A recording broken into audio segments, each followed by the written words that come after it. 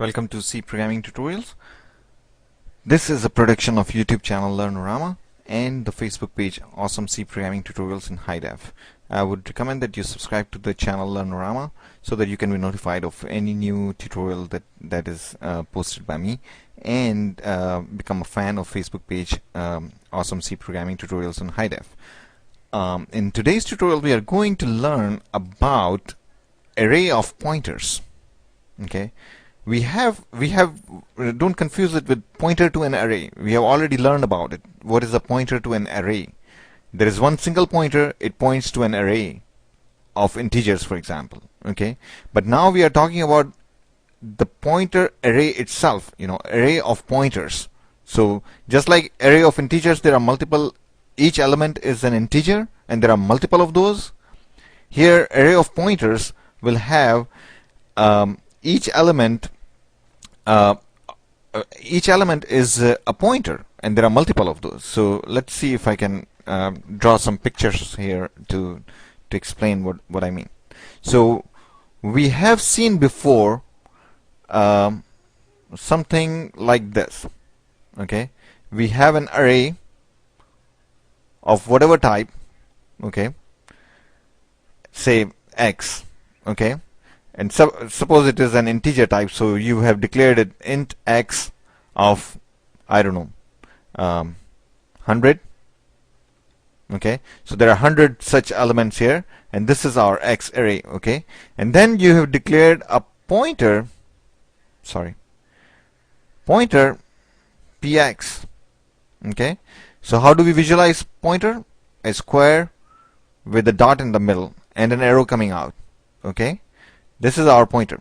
Now you make this px equal to x, and what it will do is it will take the address of x, which is the name itself, the name of an array. Remember, name of an array represents the address of the location, memory location where it's starting.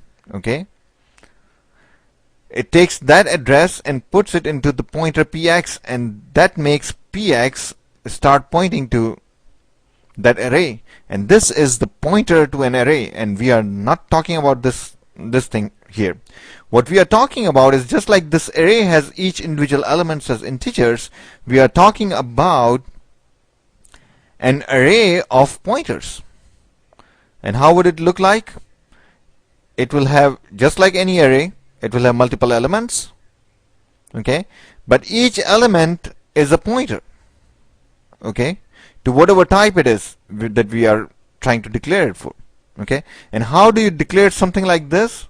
You declare it like this: int pointer px array. Okay, just like any other array, px is now an array, and these square brackets represent that. And you put in here whatever the value, whatever the number of elements you want it to have. Okay, like 10. So there are 10 pointers starting from 0, 1, 2, 3, and so on to 9. And this is what we are talking about. And now, since each one of them is a pointer, they all have arrows coming out, and they can point to any location in memory that will be treated as an integer. So if I have an integer x, I can say px is equal to px of 0. Remember, px is an array, so you have to specify which element you are talking about. So px of 0 is equal to address of x. Okay, if you do that, then x represents somewhere in the memory an integer, and px of 0, which is this element here, will then be pointing to x. So if you write something like this: contents pointed to by px of 0, the contents pointed to by px of 0, wherever px is pointing to here, make it equal to 10. So you put 10 in here, in this memory location, which is the same as the one represented by x right here. Okay, so if in the next statement, if you do a printf, %d for an integer, and then you say x, print the value of x. What are you going to see on the screen? 10. Even though you never changed the value of x to, you never said explicitly x is equal to 10, but you did say that wherever x, px of 0 is pointing to, you change its value to 10, and this will basically give you 10. Change the value of x to 10, and when you try to print the value of x, you get 10 because of that. Okay, so this is how array of pointers are going to look like. It could have been any type.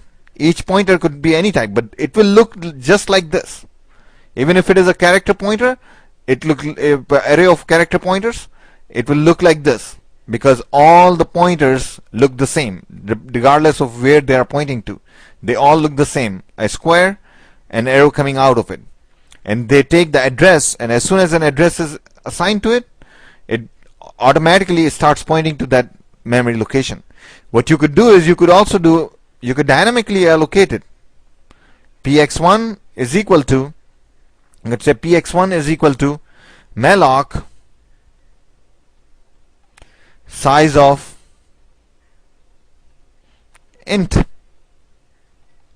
Okay, what it's going to do, it will allocate enough memory which is the same, which is the size of an integer. So it will allocate enough memory to store an integer, and the address will be stored back into px1. So this will start pointing right here.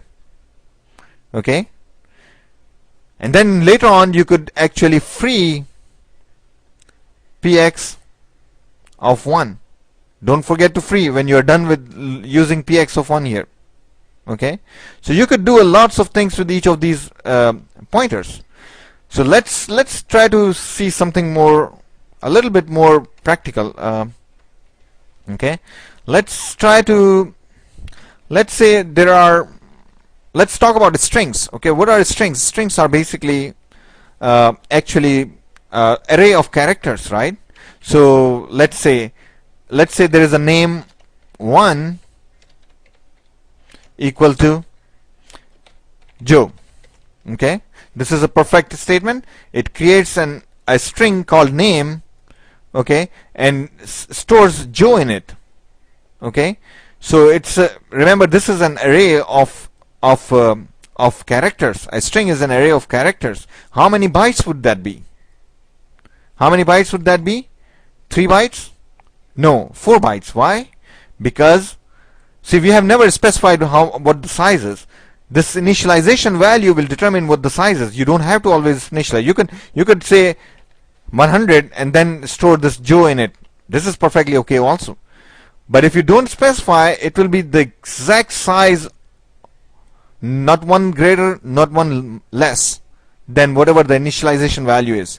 Joe has 3 bytes, 3 characters in it. But remember, for strings we need an end of string character also. So strings are always one more than whatever the number of bytes are used in, number of characters used in that string. So this will result in a 4-byte allocation, 4-byte array of characters, name 1 of Joe. Okay, and then you could say name 2 of Frank, and then you could say name 3